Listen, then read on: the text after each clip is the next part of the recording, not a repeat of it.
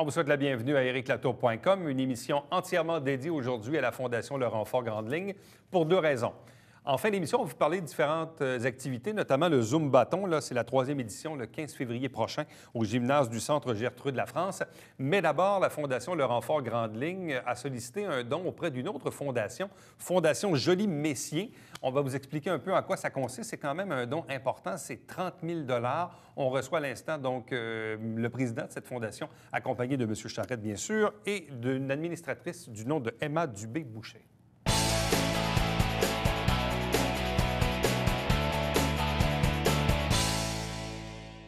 Vous connaissez certainement la Fondation Le Renfort Grande Ligne qui bénéficie cette fois d'un don de 30 000 $ d'une autre fondation qui, celle-là, s'appelle la Fondation Joly Messier. On va démystifier le tout. 3 invités pour en parler. D'abord, Jacques Charette, qui est le coordonnateur. Bonsoir.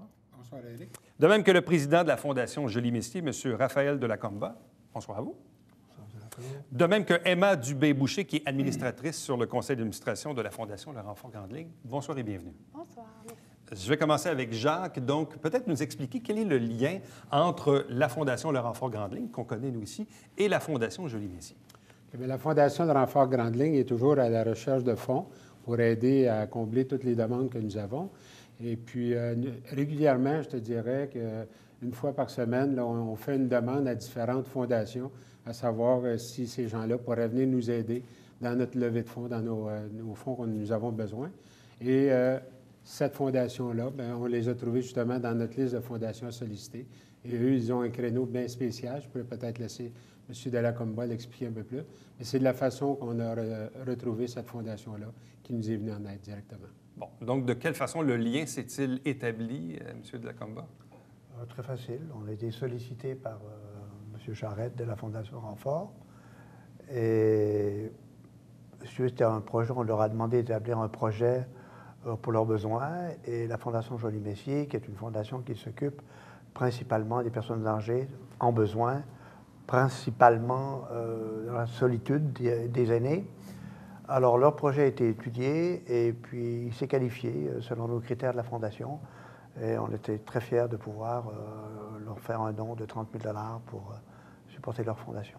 Bon, expliquez-nous un peu ce que c'est que la Fondation Joly Messier. C'est une fondation privée? Oui, c'est une fondation publique qui a été établie au décès d'une Madame Yolande Messier, qui était une Madame fortunée de Villemont-Royal, et j'étais son conseiller. Et à son décès, on a mis sur pied une fondation assez importante, dont les objectifs sont de prendre en charge des organismes qui s'occupent des personnes, des aînés, principalement en solitude ou ayant un besoin qui n'est pas nécessairement comblé par les agences gouvernementales, dont en partie la Fondation Renfort avait besoin. Et c'est principalement dans ce secteur que la Fondation Joly Messier opère. Et donc, d'où vient le nom Joly et Messier? Alors, Joly, Madame Messier avait un conjoint dont le nom était M. Joly, qui était un de mes amis. M. Joly était d'origine suisse. Étant donné que la fortune venait de M. Joly, qui a été passé à la famille Messier, alors on a cru bon d'avoir les deux fondation, d'avoir les deux noms, associer les deux noms à la vous, fondation. évidemment, vous présidez cette fondation, mais en même temps, ce sont des gens que vous avez connus. Ah, j'ai très bien connu les deux, oui, parce que je me suis occupé des deux, dont j'avais vécu quelques années avec Mme Messier. Et sa grande appréhension, c'était la solitude. Ah ouais. Et malheureusement, elle est morte. Ça fait longtemps?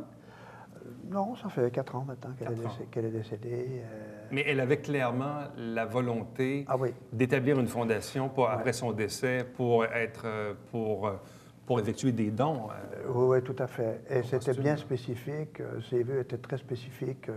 Ça devait aller aux aînés, aux personnes âgées, dont les besoins étaient principalement situés dans la solitude ou ayant des problèmes spécifiques, etc., etc. Bon, parce que d'ailleurs, par curiosité, aujourd'hui, je me suis promené un peu en préparant l'entrevue pour m'apercevoir effectivement d'autres dons que vous avez pu faire là, durant l'année, parce que la Fondation donc, existe depuis un certain temps. À chaque année, vous pouvez verser à peu près combien en dons?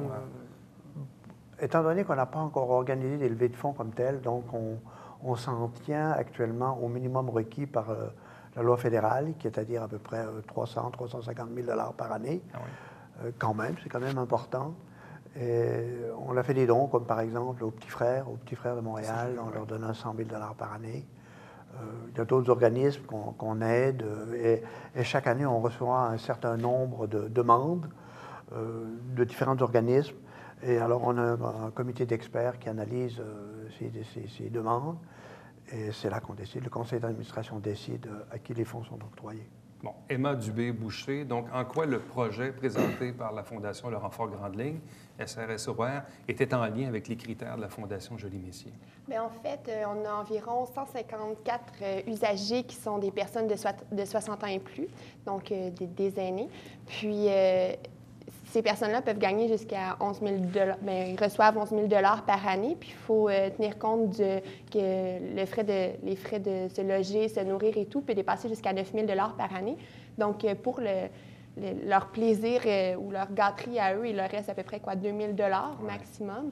Donc, on était très contents de recevoir cette somme d'argent-là pour justement venir aider nos usagers, ne serait-ce que pour les occuper, qui puissent aller au cinéma ou faire des activités.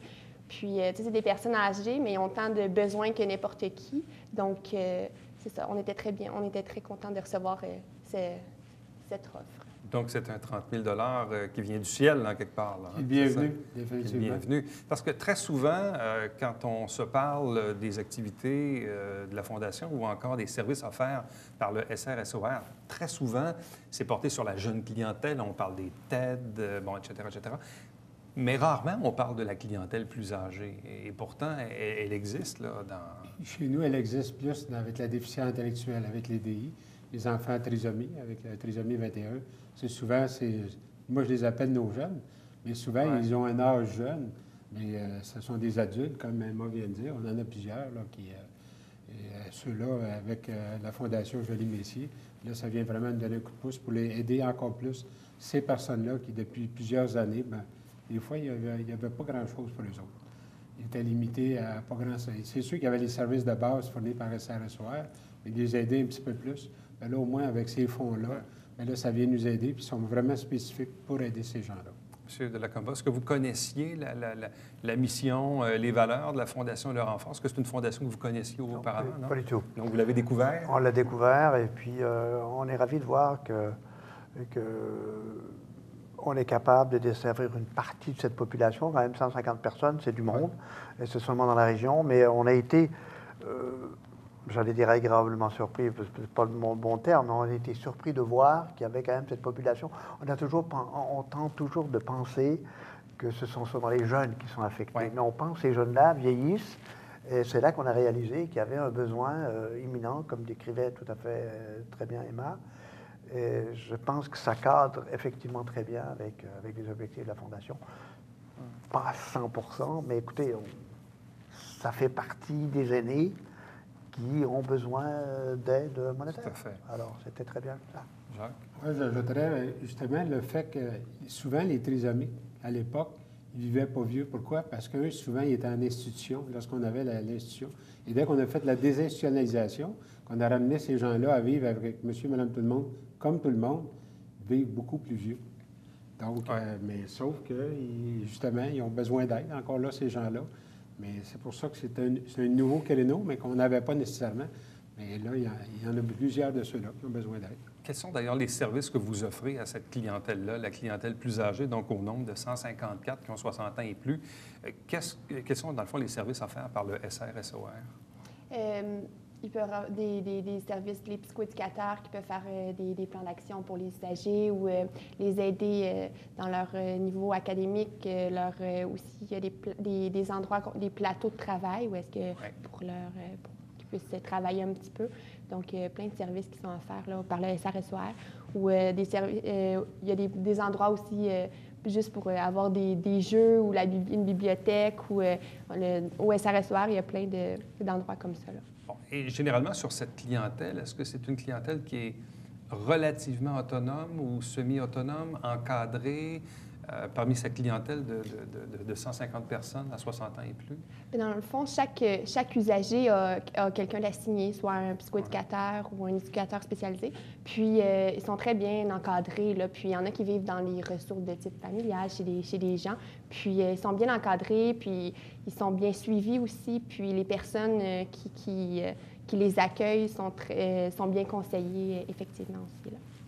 Monsieur de Lacomma, pourquoi, vous l'avez évoqué en début d'entrevue, mais pourquoi donc l'instigatrice de cette fondation qui est décédée aujourd'hui avait réellement donc un parti pris pour les aînés? Vous avez parlé de solitude tantôt un peu, mais d'où ça émanait, ça, chez cette dame-là? Et c'était quoi son histoire à cette dame-là? Très bonne question, parce que Mme Messier, de son vivant, sa famille, tous les membres de sa famille étaient de l'ordre d'à peu près 80, 85, par là autour.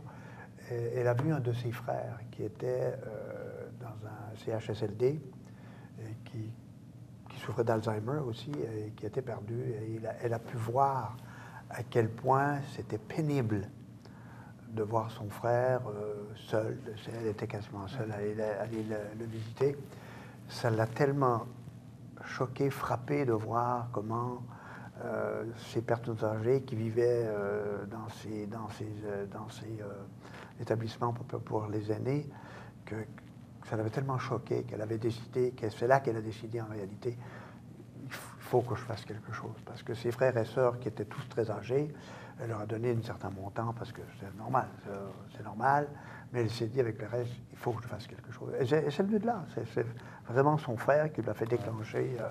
C'est vrai que je l'ai aidé dans un certain sens, parce qu'à un moment donné, je pense qu'elle avait le goût de faire quelque chose de spécial de son vivant. Est-ce que c'est une dame qui était relativement discrète?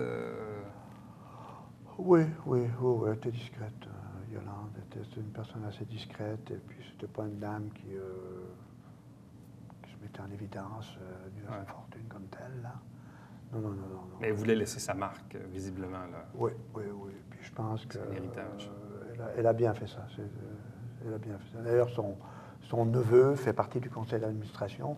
Je l'appelle toujours un peu le chien de garde de la famille, là. Et Claude, avec moi, s'occupe principalement de la fondation. Ouais. Et lui était enchanté, d'ailleurs, également. Est-ce que vous êtes beaucoup sollicité dans une année? Ah oui, c'est surprenant. Et pourtant, la première année, on était un petit peu inquiets parce qu'on se disait, bon, on est nouveau, comment est-ce qu'on va avoir des demandes? Mais surtout qu'on a été mis sur Internet, les demandes rentraient. Bon, il y a des demandes un peu farfelues qui viennent de toutes parts, de tous côtés, là. Mais généralement, ceux qui lisent bien les critères de la Fondation, s'ils préparent leur projet comme il faut, alors généralement, on a des demandes, on en a, je dirais, une trentaine par année. Ce qui est beaucoup, là. Donc, c'est intéressant qu'on s'y attarde donc, à ce volet de la clientèle plus âgée. Parce que même très souvent, genre, quand on a fait des entrevues, parfois avec des jeunes ou avec leurs parents, souvent, ça vient hanter ces parents-là de dire, bon, bien là, c'est bien, mon enfant a du service et tout ça, mais un jour, je n'y serai plus. Et que va-t-il advenir de mon enfant? Or, ces enfants-là, aujourd'hui, bien, visiblement, ont vieilli. Donc, si on est déficient intellectuel à 20 ans, on l'est également à 60 et à 70 ans. Et c'est une réalité à laquelle on n'était pas habitué nécessairement de parler. Et parmi votre bassin de clientèle, ça représente quand même un certain nombre, là, Emma. Oui, effectivement. À vous trois, merci beaucoup. Je veux qu'on parle également des activités, parce que dans quelques instants, on va parler de Zumba aussi, parce que visiblement, là, on met l'emphase sur le don de la Fondation Julie Messier au montant de 30 000 $, mais vous avez quelques activités à venir en février. Oui, février est un bon mois pour nous autres. Puis entre autres, même là, on finit janvier, puis on est en train de compléter la vente de nos billets tirage voyage, avec lesquels on fait tirer jusqu'à 27 000 $ en prix, en différents crédits voyage. Ça nous donne environ 30 000 $ à nous, la Fondation. Ça, les premiers tirages sont le 10 février. Ensuite, il y a le 7 février avec Hiberneige qui fête son 25e anniversaire, lesquels ont organisé une soirée Rock and Java, le groupe, et qui va avoir comme invité spécial, on peut maintenant le dire, Karine Deschamps, laquelle a participé à l'émission La Voix, qui va être là. 25 $ des billets. Ensuite, on a notre Zumbaton le 15 février, le lendemain de la Saint-Valentin. On fête pour la Saint-Valentin, mais le lendemain, on va se dégourdir avec le Zumbaton. Nouvel endroit au centre Gertrude-Lafrance, dans le gymnase là-bas, toujours 25 $. Et notre souper gastronomique, le 19 février prochain, toujours au Samuel, et des billets à 200 $. Donc, on a plein d'activités là, on est assez occupés de ce temps-là. Bien, à vous trois, merci infiniment. Bravo encore une fois. Bonne continuité également pour cette fondation. Merci. Merci beaucoup. Jacques, tu restes avec nous, puisque au retour, on va parler justement du Zumbaton. Restez là.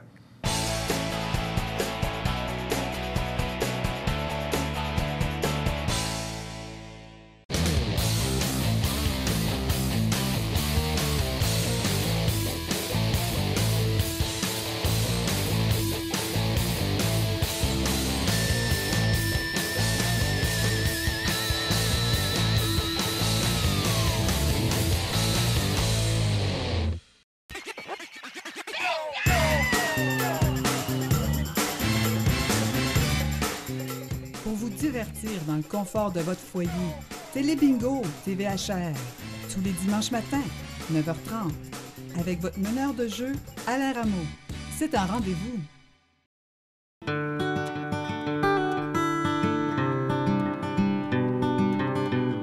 Police Beta version 3.0, de retour l'hiver 2015.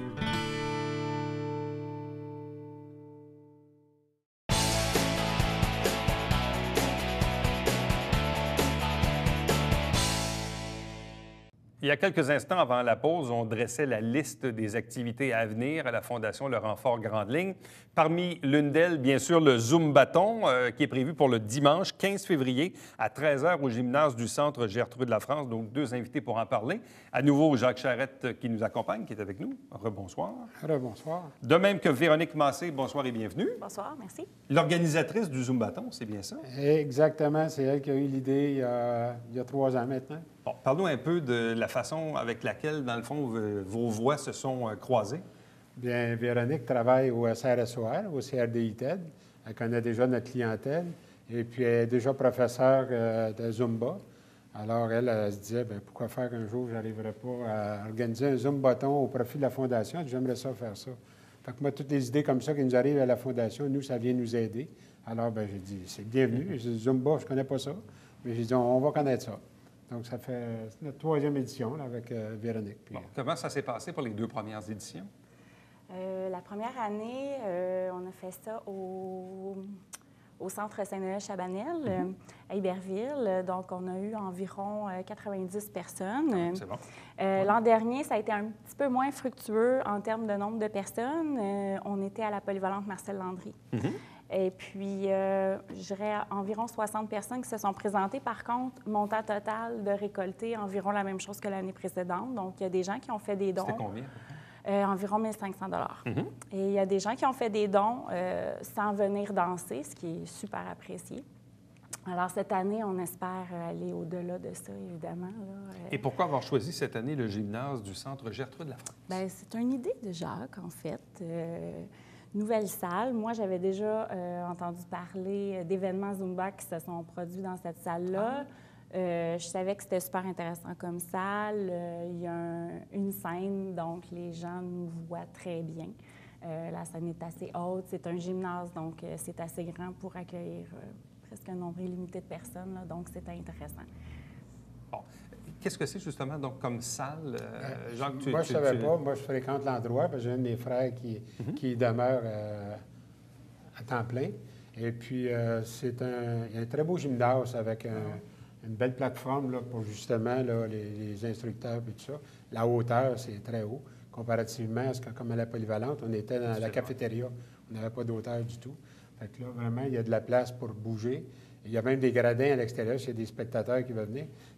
Sur un côté, il y a le podium, puis de l'autre côté, c'est des gradins. C'est très bien fait. Comment ça fonctionne, un Zumbaton? C'est-à-dire qu'on danse la Zumba jusqu'à épuisement ou non? Oui, comme dans l'annonce d'Uniprix. Oui, c'est ça. En fait, cette année, on danse durant 2h30. Les années précédentes, c'était 2 heures. J'ai décidé que les gens allaient suivre un petit peu plus cette année pour leurs 25 $. Alors, on danse pendant 2h30. Les gens peuvent prendre des pauses au moment où ils veulent. Là, dans l'événement, il n'y a pas de problème. Et puis, on donne tout ce qu'on peut, puis on donne toute notre énergie. Est-ce que c'est une bonne occasion de s'initier à la Zumba pour quelqu'un qui n'a jamais fait ça? Tout à fait. Est-ce que c'est encore aussi populaire ou même est-ce que ça a gagné encore en popularité? Je ne sais pas si ça a gagné en popularité, mais ça ne baisse pas. Qu'est-ce que c'est la Zumba? C'est de la danse entraînement, en fait. C'est sur une base de danse latine. Et dans un cours de Zumba, on fait environ 13-14 chorégraphies qui sont répétitives, donc qui sont relativement faciles à suivre pour les gens. C'est sûr qu'au début, ça peut être un petit peu mélangeant, mais au fil des cours, on fait toujours les mêmes chorégraphies, les gens se retrouvent là-dedans.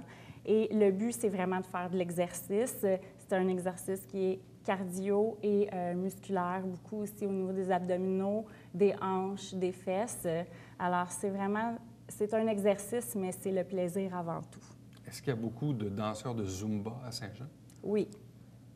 Oui. Et, il y a beaucoup d'instructeurs, il y a beaucoup de cours qui se donnent, il y a beaucoup de participants. Oui, est-ce que Jacques Charette fait partie des participants au Zumba? Lors du Zumbaton, oui. je suis là. Mais en dehors du Zumbaton, je manque de temps avec tout mon autre entraînement que j'ai. Je manque de temps pour suivre. Mais je soupçonne de danser dans son bureau quand je donne mon cours le lundi midi dans les bureaux des SRSO. Ouais, avec la musique dans les locaux, effectivement, que ça serait... Comment as-tu aimé l'expérience de danser la Zumba? Bien, l'année passée, je l'ai fait. C'était la première fois. La première année, j'étais à la porte, puis je regardais comment ça se passait. Et l'année dernière, puis j'aimais ça de la façon que tu as demandé tantôt, si c'est pour tout le monde. Ceux qui sont, ou les celles qui sont habitués de le faire, ils s'en vont en avant, eux autres. Eux autres, ils aiment ça être en avant. Ouais. C'est un peu comme les danses en ligne, là, puis les autres, les moins bons, bien, ils s'installent en arrière et ils regardent faire les autres. Fait que c'est vraiment pour tout le monde. Puis moi, bien, c'est sûr, je suis à la dernière rangée en arrière, mais c'est bien agréable. C'est un bon exercice. Il doit y avoir plus de femmes que d'hommes, j'imagine? Oui, évidemment. Là. Combien y avait-il d'hommes dans les deux premières années, à peu près? L'an dernier, 1 ou 2. Ah, OK. 4. 4? Ah oui, bien... Oui. On est rendu à 4? Oui. OK. Donc, ça pourrait... Peut-être 4, oui. Donc, il y a de l'espace pour aller chercher d'autres mâles un peu. Oui, là. effectivement, c'est ouvert aux hommes sans problème. Là. Donc, c'est 25 par personne. Oui. Et dans le fond, les gens dansent pendant 2 heures, 2 heures et demie. En fait, comme tu dis, ils peuvent s'arrêter s'ils le veulent. Oui, donc, c'est 2 heures et demie de temps. Dans le fond, c'est un effet d'entraînement parce que, dans le fond, c'est comme se payer un entraînement en groupe, mais évidemment en ayant la cause à cœur, qui est la cause du renfort grande ligne. Le 25 va directement à la Fondation. Donc, elles sont 3. Il y a les 2 autres personnes avec toi, peut-être les nommer. On est 3 instructeurs, moi-même, Valérie Bédard et Mélissa Doyon, qui sont des amis et collègues de Zumba. Ces 3 femmes-là nous donnent leur après-midi. Donc, puis en plus, Véronique, c'est elle qui s'occupe de toute l'organisation. Bon. Fait que, chapeau. Comme Jacques le disait tantôt, donc toi, tu travailles pour les services du SRSOR. Oui. Donc, quel est le travail que tu fais dans la vie? Je suis psychoéducatrice. Je travaille au soutien à domicile avec les 0-12 ans. Donc, on offre des services à domicile, des services conseils. On travaille avec les enfants et avec les parents pour les aider, les soutenir avec les difficultés liées à un TSA ou une déficience intellectuelle. Bon. Pour les employés du SRSOR que vous êtes, comment voyez-vous au quotidien l'impact d'une fondation comme le Renfort Grande Ligne dans tout le financement, évidemment, dans toutes les activités qu'on fait dans une année pour le bénéfice de vos clients en réalité? C'est vraiment important d'aider la Fondation à ramasser des sous parce que la Fondation va donner beaucoup de sous à nos familles pour, entre autres, du répit. Ces familles-là ont des enfants et des adolescents qui ne sont pas faciles, qui sont difficiles. Les parents ont besoin d'un petit break. On a la maison de répit, entre autres, Tourbillon et Diapason à l'Acadie qui accueille des enfants à la fin de semaine. Ça coûte cher, du répit. Du matériel aussi adapté, par exemple, suggéré par des ergothérapeutes, recommandé par des ergothérapeutes. Des loisirs aussi. Ces petits cocos-là, parfois, ne peuvent intégrer des groupes réguliers de sport. Exemple, le soccer, le hockey. Les camps de jour aussi. Donc, ont besoin d'aller dans des groupes qui sont spécialisés et ça aussi, ça coûte plus cher. Donc, c'est comme ça que la Fondation va venir en aide à nos familles. Puis, on a des familles qui sont défavorisées et qui n'ont pas de sous pour se payer ces services-là. Alors, c'est très, très aidant. Donc, c'est très important de ramasser les sous. Alors, toi, tu t'es dit, comme psychoéducatrice du SRSOR et comme professeur de Zumba, voilà l'occasion de mettre sur pied une belle activité. 1 + 1, 2. Donc, 3e édition du Zumbaton, dimanche 15 février, 13h, au gymnase du Centre Gertrude Lafrance sur le boulevard Saint-Luc. www.lerenfort.com pour avoir les détails. Est-ce qu'on a omis quelque chose? Nos partenaires, si on avait le temps de les nommer rapidement, il y a Arbonne, Pâtisserie Bissonnette sur le boulevard du Séminaire, Newberry, TVA HR9, merci de la visibilité, Gym Tonic, Normand Jalbert, Thé d'Oréa, Magie de l'air, Caroline Hébert, La Trinquette et Radio d'Auto Martin sont des gens, entre autres, qui donnent des beaux prix qui vont être tirés parmi les participants. Du Zumbaton. Bien, à vous deux, merci beaucoup. Félicitations. Bonne chance. Merci. Merci. Reste avec nous. Au retour, le Babière quotidien.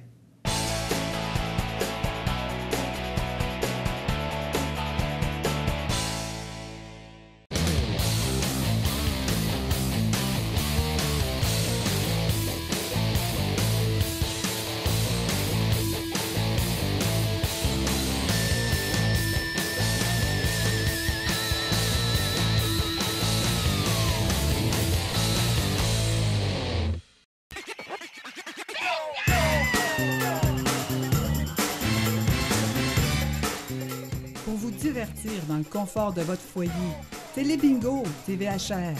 Tous les dimanches matins, 9h30. Avec votre meneur de jeu, Alain Rameau. C'est un rendez-vous.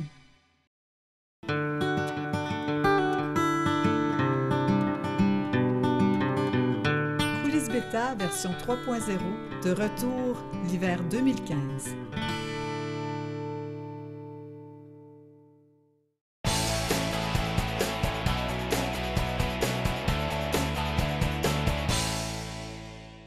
On vous rappelle que les patinoires sont ouvertes un peu partout dans la ville. Il y en a 23 dans les quartiers. Il y en a 2 sur la bande du canal. Il y en a également une. En fait, c'est nouveau, c'est un anneau de glace à côté de l'aréna municipale sur le boulevard Gouin. À chaque semaine, on vous présente des extraits du conseil de ville. En fait, nous, on fait la captation le 1er et 3e lundi du mois. Et à chaque mercredi, on vous présente de nouveaux extraits du conseil de ville. L'émission se retrouve également sur notre site Internet. Tous les dimanches matins, 9h30, en direct au câble 9, à ne pas confondre avec le 609. C'est le Télébingo, 3 500 $ en prix, 30 dépositaires pour acheter vos livrets un peu partout sur le territoire. Pour connaître la liste, tvhr9.com ou encore le 358-1912. Prochain rendez-vous demain. Bye-bye.